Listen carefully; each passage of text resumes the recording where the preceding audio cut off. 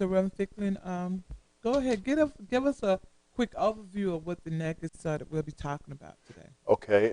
First of all, let me begin by saying that the verse that the scripture that sets this study up came from our last study we did, where we talked about God's sufficiency as opposed to man's sufficiency in our Christian walk, and that verse was 2 Corinthians chapter 3 verses 5 and 6, and we find these words: "Not that we are sufficient of ourselves to think of anything as being from ourselves, but our sufficiency is from God, who also made us sufficient as ministers of the new covenant, not of the letter, but of the Spirit.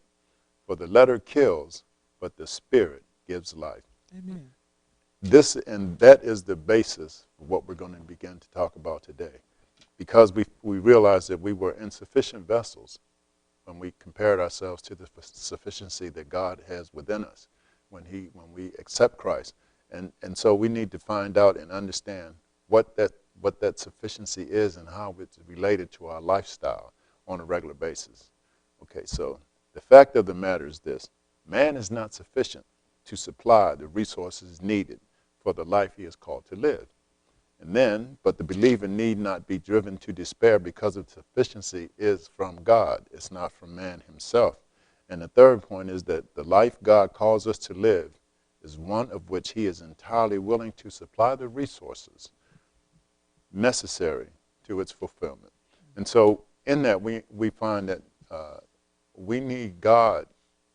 We need God to fill us by the power of his Spirit so that we can continue to live a life that will bring him glory and bring him honor, and then bring us righteousness and living life the right way uh, as we are in battle all the time against the adversary. So the power of God is within his Spirit, and that Spirit is the Spirit that indwells us, the Spirit of Jesus Christ.